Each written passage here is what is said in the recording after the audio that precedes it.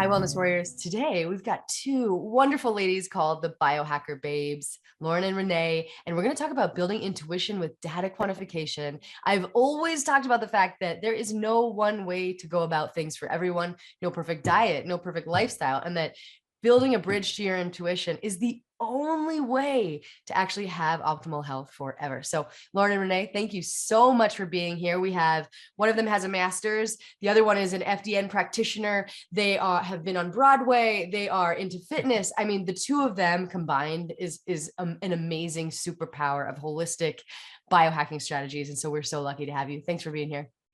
Thanks for having us. Thank you. What an introduction. Thank you so much. We love you. So happy to be here. Yeah, we had so much fun. I had so much fun on your podcast, and you're just like as enthusiastic about the subject matter as I am. So we're going to dive in, but we're going to begin with two fun questions that I always start with. And the first is softball. So whoever wants to go first, I don't care. Your sisters, you can battle it out, whatever. But what did you have for breakfast?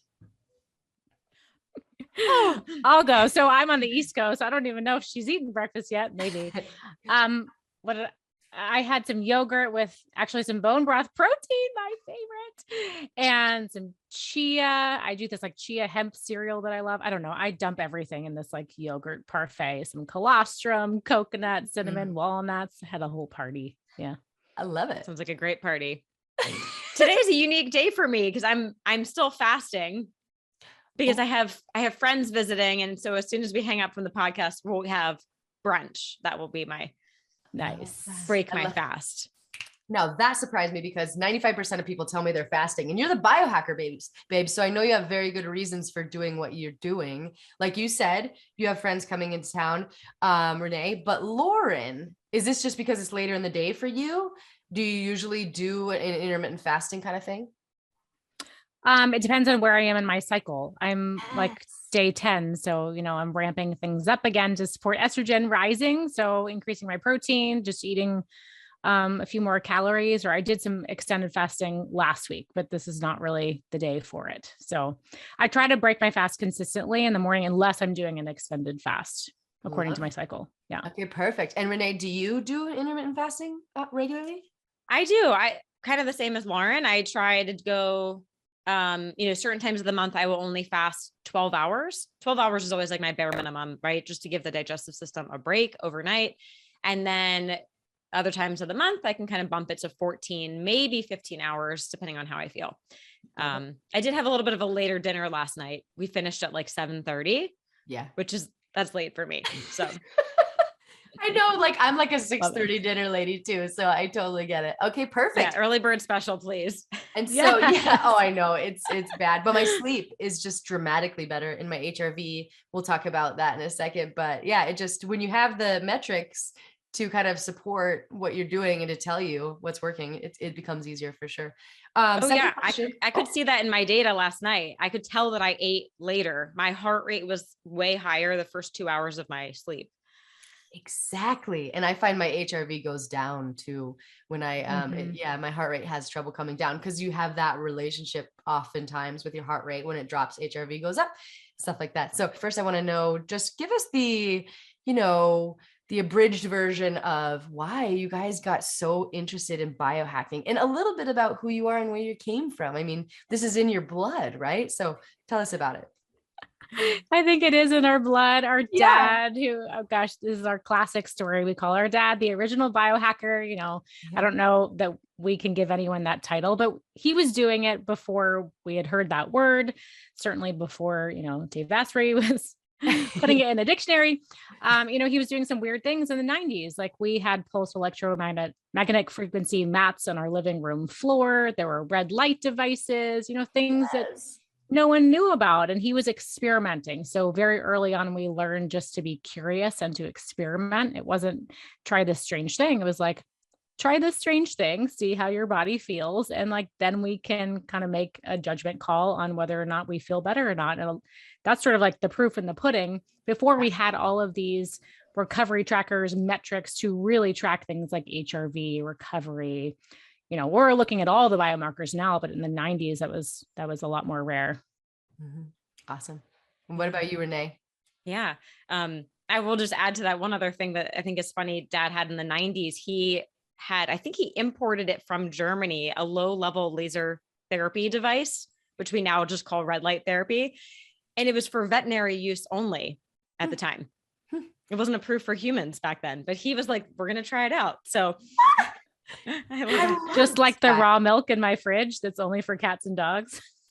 Yes. Yeah, I love your dad. And I think I hope my child will feel like you do about your father, because I do the same thing to him. Here's this red light. Here's this vitamin D lab. Let's do this. And you're taking all these supplements. And yeah, no, we weren't always listening to him. We did, like, at least I went off on my own a little bit in college. I was like, all right, I'm going to do my own thing. And then I got really sick. Oh, so Lauren and I have similar stories. I mean, kind of the, quote unquote, adrenal fatigue at the time, that burnout. I had chronic fatigue syndrome, mercury toxicity, Epstein-Barr virus, all these things happened. Wow. So then I went back, I'm like, all right, mom and dad, connect me to all the holistic practitioners, and I started, putting all the puzzle pieces together, because traditional medicine had no answers for me. I know you've experienced something similar. Yeah. And so now we know mom and dad know best. Yes, they do. And today you're thriving. You're feeling better than ever. Awesome. Better than I did in my early 20s. Oh, and the same for me, because, we were absorbing all of these things when we were younger, but then you go to college, and like, I went to college in New York, which there's all the opinions, the trends. And as a college student, I think you're really impressionable. And I took a severe right turn. I became vegetarian for 7 years, for ethical reasons. And then, I thought I was doing the right thing for my health. I was probably eating a total of 5 foods total, like very low nutrition, no nutrients from animal products. And it was my mom that eventually said, well, she predicted it. She was like, I know this is going to happen when you go to college in New York. 7 years later, I was sick, getting injured all the time, not recovering well. I felt like there just was not a lot of life force in my body. My mom was like, you should see this acupuncturist, and maybe you should try some animal meat. So the acupuncturist made me this, I believe it was like some kind of deer meat stew. It was just like so offensive to my, vegetarian young 20s brain, but I tried it and it was like instant magic. I was like, I'm alive again. Wow. And, you think about all of those opinions and things that you can Google and what your friends are doing. You're like, why did I make that turn and just absorb what was working for everyone else? Who knows? Like, why did I stop listening to my own body? And that's really where I think I went wrong, but some really valuable lessons in there. I love that it all comes back to that tuition piece. But you know why it happened? There's this big push against it right now. It's like we went to a barbecue and people are like, oh yeah, eating meat, not a good look. Like, and it's in schools, people are raising their children that way. I feel so strongly about that. I mean, some of these harms are irreversible. There's been really sad case studies in kids. So, well, good on you for coming back and being open to reincorporating something and to trying something that goes against your ideology at the time. I think that's what biohacking is all about. So can we just define that really fast? It's about like letting your body lead rather than someone else, some expert, some ideology. So tell me, when you came into biohacking, can you just give us like a definition and maybe what it means to you, both of you? Gosh, so many different definitions. I think for me, it's just a disruption in like the current patterning. Yeah. So for me, I needed to step away from that track that I was on that didn't involve a lot of listening. It was a very one size fits all model. So the biohacking, I think it's hacking the pattern and kind of resetting, coming back to your intuition, and then tapping into your body's own natural healing abilities. And we can do that with devices. We can do that with ancestral practices. It's utilizing this whole spectrum, this whole toolbox to allow our body to do what it's made to do, which is to thrive, feel optimal, to live like a long, healthy lifespan. We have so many capabilities that we kind of dampen, and we lower the ceiling by not listening, I think. Absolutely. And what about Renee? Do you have anything to add on that? Yeah, I think just one more thing to add is just to keep it simple, anything that you can change externally or internally to improve your biology. And yeah, like Lauren said, I love combining the ancestral hacking. I mean, what have our ancestors done for hundreds of thousands of years? We can learn so much from that. But then we can also say, hey, it's 2022. We have Aura rings and biostraps and red light therapy and all these fancy gadgets that are super fun and can maybe get us to the next level of health faster. But how can we combine that? Right? I think some people go one way or the other, but biohacking to me is looking at both and how we can bridge that gap. So well said. And I think sometimes people are like, well, we're already so overstimulated. We have so much technology. Like, why would we add more technology? And how is that helping this? But it really does. I think it's just using smart technology, like, and monitoring and taking breaks from all of it, but using more meaningful metrics, right? Like, I think a lot of us are caught up in the scale. I know a lot of women I work with are. And so I kind of want to start this conversation where, what are we measuring, ladies? Like, what do you find are the most meaningful metrics for people to begin? I think anything that's going to quantify there has to be a correlation back to symptoms, how you're feeling, conscious thought. I think we rely on these devices and these numbers to tell us how we should be feeling. Rather, we should be telling our devices how we're feeling. Yeah. The power in them is sometimes we don't feel these things naturally. Like, I can't tell you what a lower HRV feels like until over time I've seen that number and I start to track and to correlate and really pay attention to the trends. And so what we feel really strongly about is that the data can be useful short term, but should we really be using these long term? Like, it's a tool to reconnect to our intuition, because our body should be able to give us these signals, this communication. So I think it's a way in, once we've kind of had, all this chaos and noise and not being able to listen to our bodies, it gives us a pathway back in so that we can reconnect. But, like, I do a lot of glucose coaching. I don't think everyone should live with a CGM on their arm for the rest of their life. I don't think you should have 12 trackers with Bluetooth and Wi-Fi on for the rest of your life. Like, let's use it efficiently and get off of it. And then, tap back it in and out when you need it, but it should not be a lifelong, I guess, Crutch. Relationship. Crutch. Yeah, exactly. Totally. Yeah. No, I love that. And I just want to highlight. So for heart rate variability, for anyone who doesn't know what that means, it is just the space between your heartbeats. You don't want them to be like a metronome. You want it to be variable, because that is indicative of parasympathetic nervous system activation and resilience, right? That your heart can and your nervous system can adapt to an ever-changing environment. So HRV, great metric. I use the Aura ring. You can tell me if that's different for you. And also a CGM, which is a continuous glucose monitor. Those are two very important places that you could start. Renee, do you have any other sort of measurements that you think are as equally important? I just have to harp back on HRV. I still think that is the number one. It's easy to test. You can test it, easily overnight, every single night with something like the Aura ring or the BioStrap. There is a new device coming on the market soon where we'll be able to look at our HRV all day long, almost like a CGM. Great. So we'll be able to see, because hopefully your HRV does pretty well overnight. You should be sleeping really deeply and restoring your body, right? Hopefully. Not stressing. But during the day, what is happening with our HRV? So just like a CGM, we'll soon be able to see what happens to my HRV when I'm on a podcast, or what happens when I'm at the CrossFit gym doing, the WOD for the day. So things like that, and you'll be able to adjust. And then maybe long-term, you won't need that device, because you'll immediately be like, oh yeah, that's what that feels like. Let me take a minute and do some deep breathing, because we know breath work is the fastest way to increase your HRV. Yes. And we always got to circle back to the myth, right, Lauren?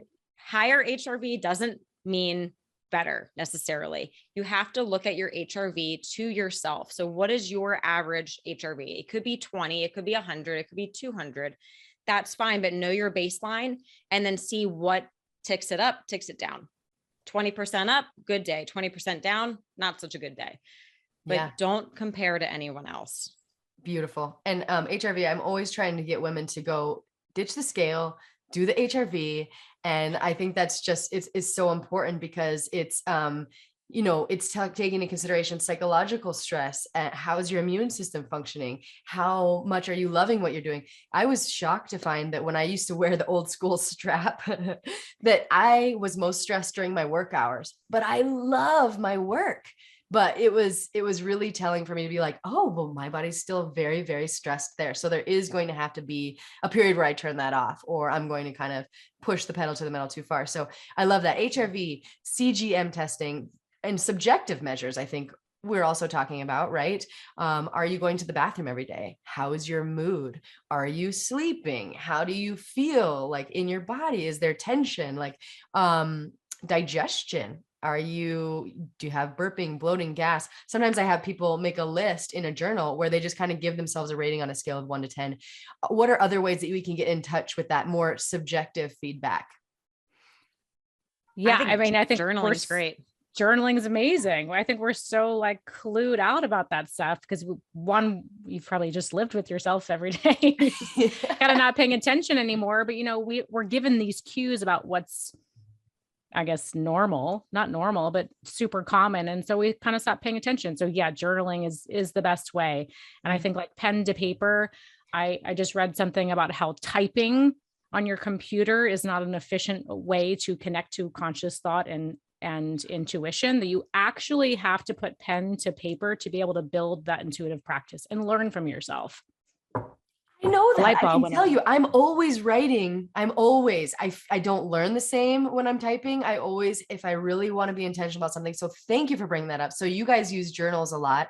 And like you said, I think a lot of the times when I work with women, we're disembodied. We don't even notice the sensations happening because like we said, there's way too much going on. So coming back, being slow, being here and writing about how you feel. So that is a biohack, right? That is the whole point. So using data, using your subjective feedback on a daily basis. So thank you, ladies, for laying that foundation. Now I want to talk about like your favorite biohacks, like anti-aging. We can go weight loss. We can go hormonal health. Like why don't you guys give me some of the things that have moved the needle most for you? Movement. Yeah. By far. And, I'm a little bit of a critic here. Like every time that we go to a health conference or a biohacking conference, and we did just go to one, and, there's been more and more in the last year coming back. No one's talking about it. No one is talking about the number one free biohack, about the vessel that you live in and carry with you all day long through the night. That is like the most powerful instrument for communication and intuition. And we're not using it. So much of our life is like from the neck up, in the head. We're out of our heart. We're out of our physical body. Like you said earlier, a lot of women carry tension. Like how often can you just send awareness to your body and realize like, oh, I'm probably like just kind of clenching my muscles, which is, not allowing for proper blood flow. And you're probably not breathing deeply into your belly and your rib cage. You're probably in a state of, well, I'll just say chronic stress. Most of us live sympathetically a lot of the time. And so can we just turn our attention from up here above the neck to below the neck into the body? Because it tells us so much. Like if you can do a movement practice, it doesn't have to be specific exercise. You don't have to be, going to the gym or hitting play on that workout. You could just stand and like move your body however feels good to you. And a lot of times that gets the ball rolling.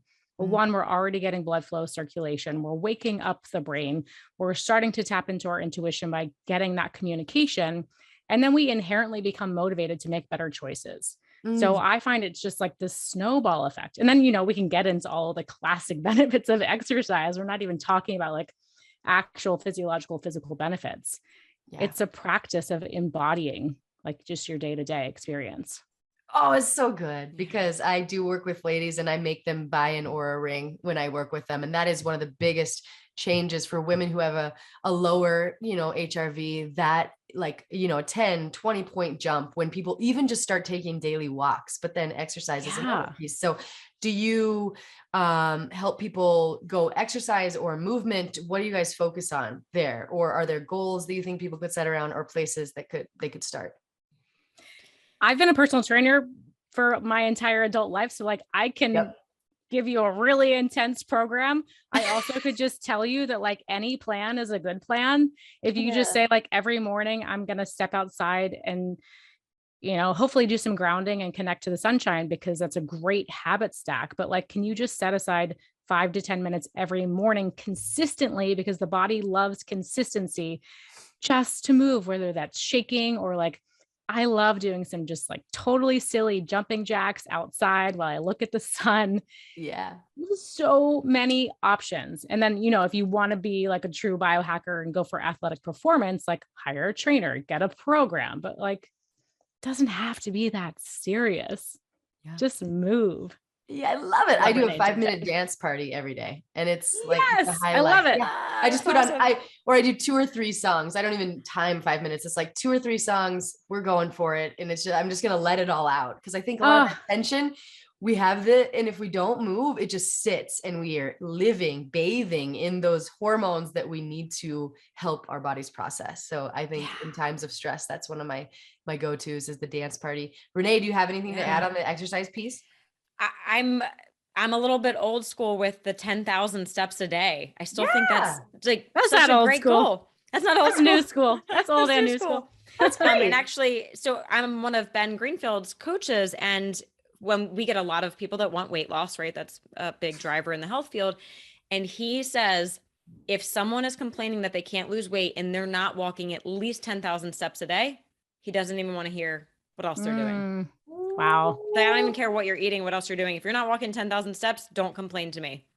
It is so true. I love that. And when you meet people, I meet people who are just kind of effortlessly thin, people who are not like working at it, like, like I am, and other people in the space, they walk their dog. I often find they're not like big exercisers. They're just people who move after a meal. Their family's always hiking, whatever, but love that. 10,000 steps.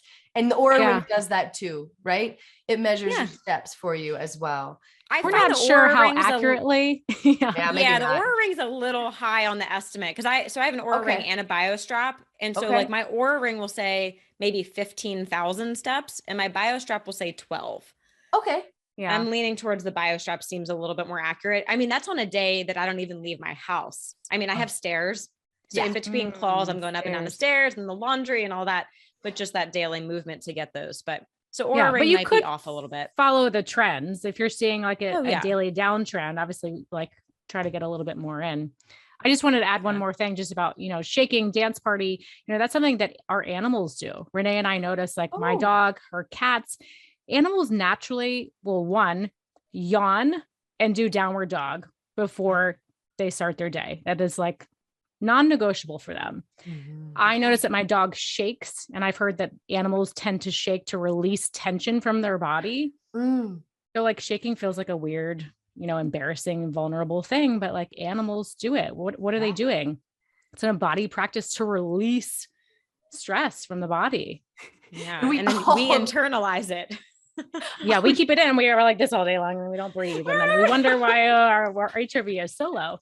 Your HRV is so low, and you're like smiling, and people are looking like, what is, oh my gosh, why is she is clearly not a happy person. But yes, we got to.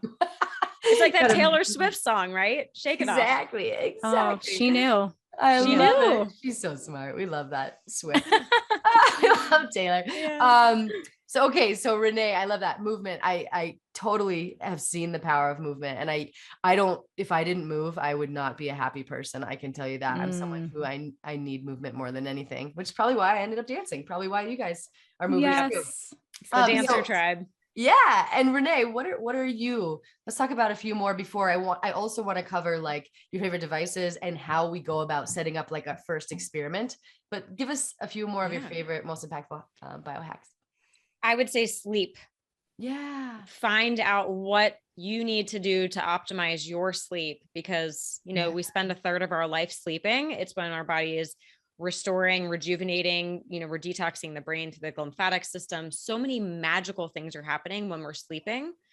And I think there's a push for people to sleep more, right? It's not so much like when we were in high school and college where it was sleep 4 hours and keep going. You can do it. I think people are coming around to the fact that we need to sleep, but it's not just about laying in bed for 8 hours. It's looking at sleep latency, which you can see on these devices.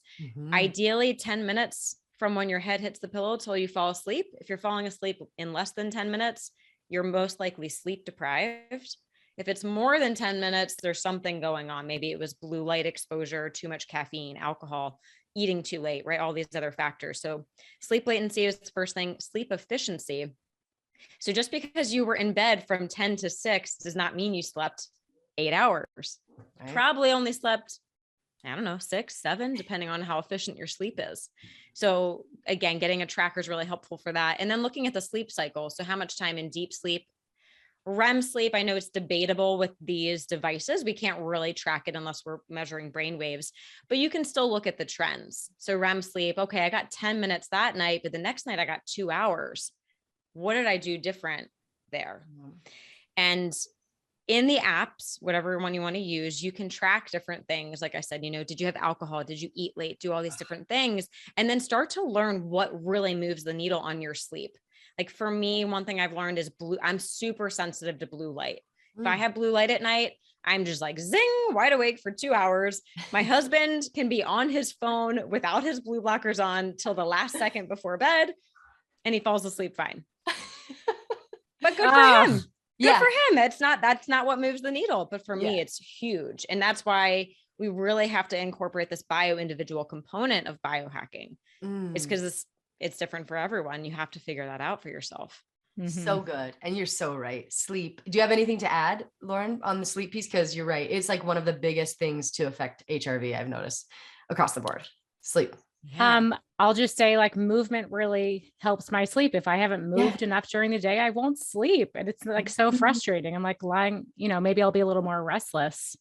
Like I probably didn't move my body enough. That's not always what it is. Certainly, I know we were talking about eating too late earlier. Yeah. Will certainly affect that. If there's a lot of emotional stress, I'm super guilty of working on my computer later than I should. And I'll see that for sure. So I think it's a lot of variables, and it's so easy to just demonize one single variable. But I think it's important to step back and look at the entire picture. Absolutely. That's the trouble we get into with biohacking and data quantification. It's so easy to put a judgment on something. Good, bad, yes, no. But we're dynamic beings. There's a million confounding factors. So that's why the trends really are helpful with these devices and not just isolating variables or isolating data. Yes, it has to be. I know I've had women who are just so frustrated with where their HRV is living, but yet they're making these, adjustments and seeing these small elevations, and those are big wins. So like you said, about those trends, and it's just about your body and finding what does and does not work. I just want to say on the sleep piece, if I drink alcohol, I can just expect to get horrible sleep, and my HRV tanks always. And I love a good glass of wine, but ever since I've started kind of measuring that, I realized, wine doesn't seem to love me as much as I love it. And so I've definitely cut back a lot. So, okay, cool. Wine's the worst. It is. I've even tested wine versus sake versus liquor. And it's like sake is the least impactful. I can get away with sake, but like sometimes I'm the weirdo who's always bringing sake everywhere, but it's like, whatevs. Like I can drink and my sleep isn't tanked. And I'm a weird sake girl, but I kind of do it anyway. But liquor works. People are always like, what's with the sake all the time? I'm like, well, I've tested it. It's really nerdy. Let's not get into it. Just like, let's ignore that. But, and then also liquor was better than wine. But I think it's like for me that sugar, there's a lot of sugar in wine that takes my sleep, drops your blood sugar. You wake up and there it is. Do you guys have different alcohols worked for you guys better? Not that we're promoting it, but we love dry farm wine. Yeah. Cool. Dry farm wines is a game changer. Yeah. That conventional wine, like you said, it's the sugar, the mold. I mean, the sulfites to some extent. It's just my body temperature. I feel like I'm on fire when I'm sleeping after even one glass of conventional wine. Oh, I know. And I know, I just wish they carried it more places, but like you said, you can bring it, I bring it. I bring it. I have no shame. Just like your weird sake bars. Yeah, I'm a sneaky wine girl. Watch out. Oh yeah. I have a friend who she went to Disneyland and there's like a sunblock flask. That's what I'm saying. Like there are ways to make this work. And, and you're caring for your body, right? So it's the right thing to do. Yeah, it's important. It is. Okay. Okay. Do you want to talk, because we're going to run out of time, but I want to talk about 3 other things that are very important. But the first is, I love that we kept it very basic with the movement and the sleep. Are there supplements you're taking on a daily basis? Let's talk about each of three of you. What three supplements have been the most impactful for you? Because people love supplements, and I know you tried a lot. That's the worst question ever. I Only know. three? How do you do it? I don't know. It depends on the day. You could do 3 to 5. 3 to 5. Okay. I would say for me, a B vitamin is pretty non-negotiable since it's a cofactor for so many hormonal and metabolic processes. And I find, there's stress in my life, I'm not going to lie. And we burn through our B vitamins pretty quickly. A digestive enzyme I find is really helpful. One, to support digestion, but also to absorb more nutrients from food, because as you talk about a lot in your podcast, our food is not what it used to be. No. So getting a little more bang for your buck there. What else? I love my apple cider vinegar from Paleo.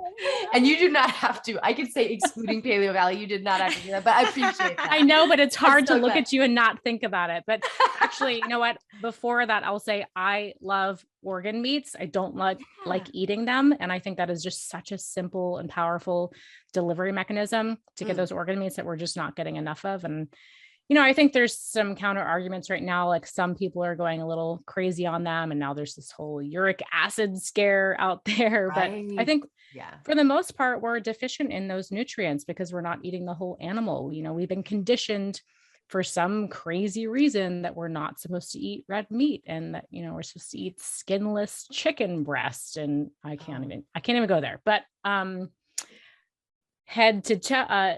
nose to tail, not head to toe. We're talking about animals. Nose to tail, eating the skin, eating, the whole parts of the animal is really, really important. So I'm not just saying that because I'm in front of you. I really love the organ meat supplement. Yeah. I appreciate that. So digestive enzymes, B vitamins, and methylene blue, and organs.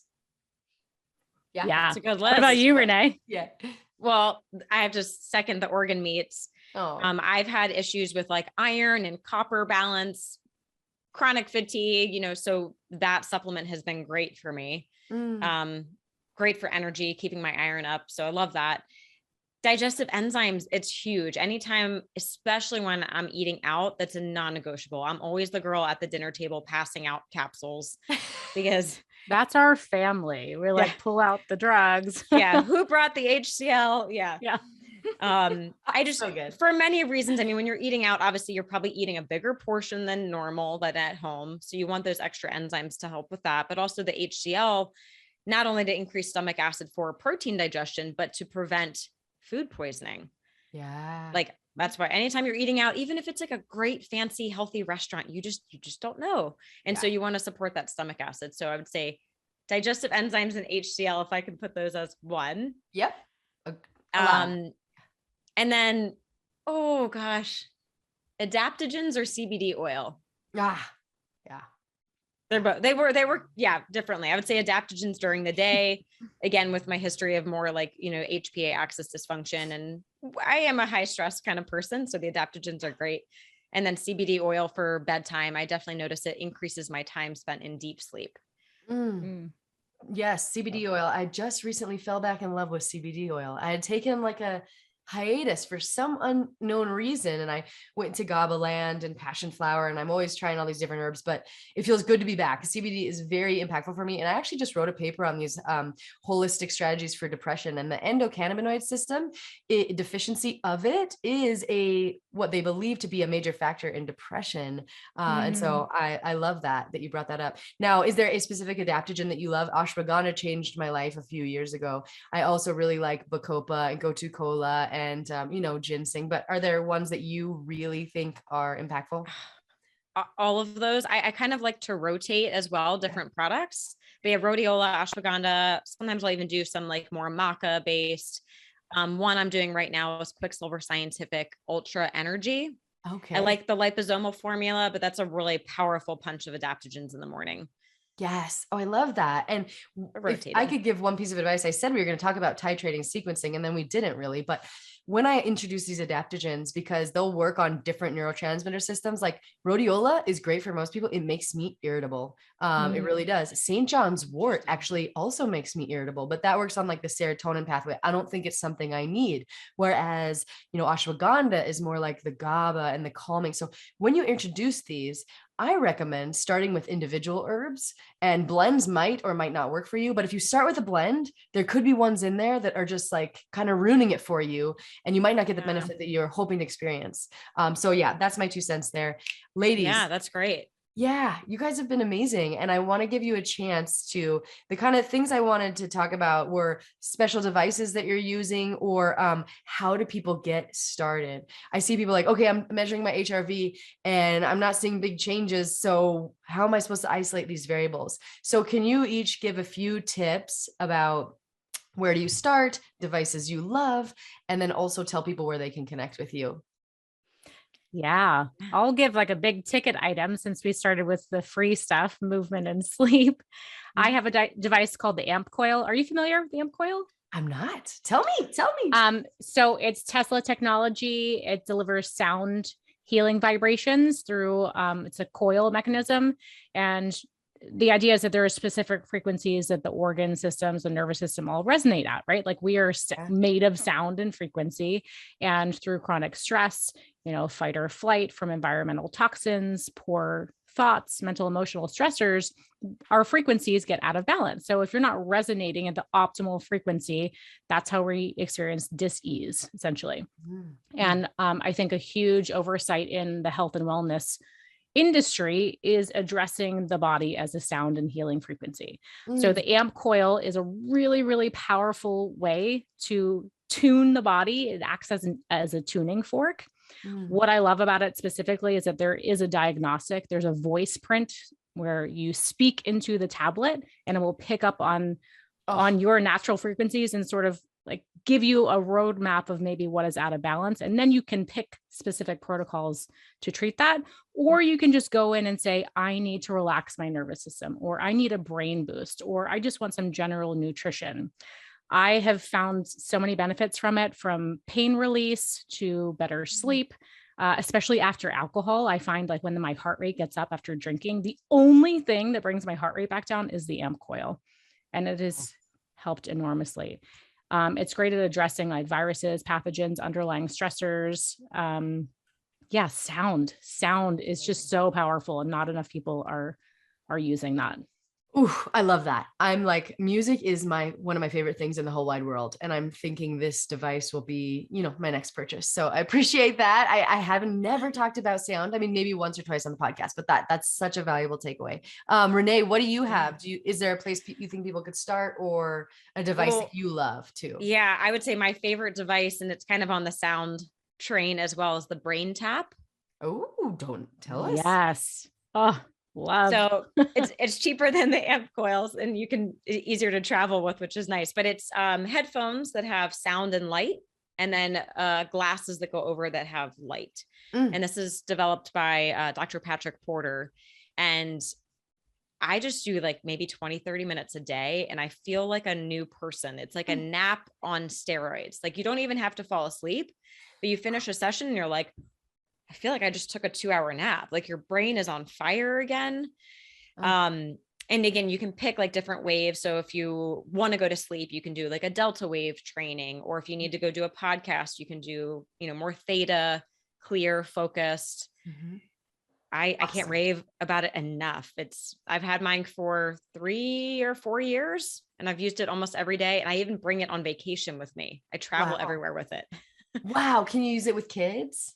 Oh yeah. Oh yeah. Yes. Yeah. Great for kids. Gosh. Yes. Great I had the kids. Apollo Neuro, and whenever I have that on my ankle right now. Yay. Yeah. That's another one of those devices that kind of helps you to chill out. And my little guy would not wear it, but when he was asleep, I would put it on him and just kind of like help him get the benefits that way. But yeah, anything we can do for kids, like ladies, I love that. And you know what? Everybody should go, follow their podcast, the Biohacker Babes podcast, because this is just the tip of the iceberg for these ladies. I always see your podcast episodes. I'm like, oh my gosh, that one I need. Oh, and that one. Oh my gosh. It's just one of those podcasts that I want to listen to every episode. So thank you for your time. Can you tell us where to connect with you all? Tell us more about the podcast or anything else you've got to offer that you think we would benefit from.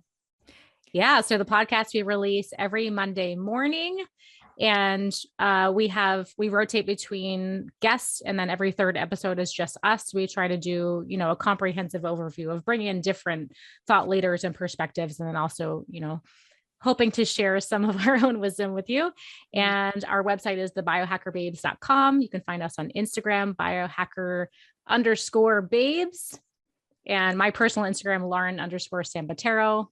We are sisters, but is Renee _Belz at Instagram.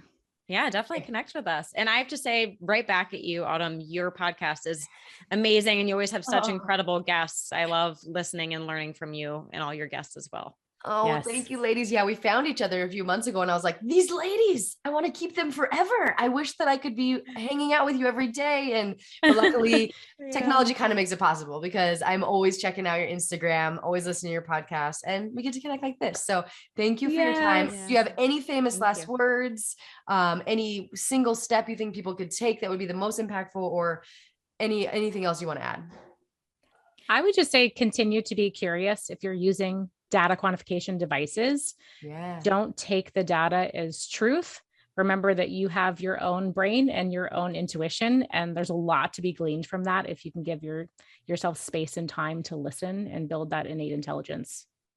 Love that. Yeah. And I would add to that, the innate intelligence is huge. Our bodies know how to heal themselves.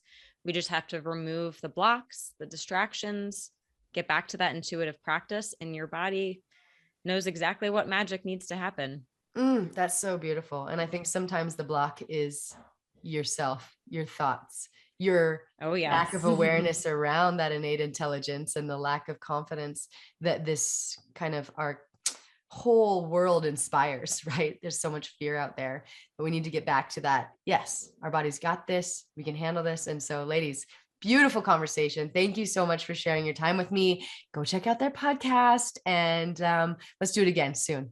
Yes, please. Great. Thank you so much. Thank you.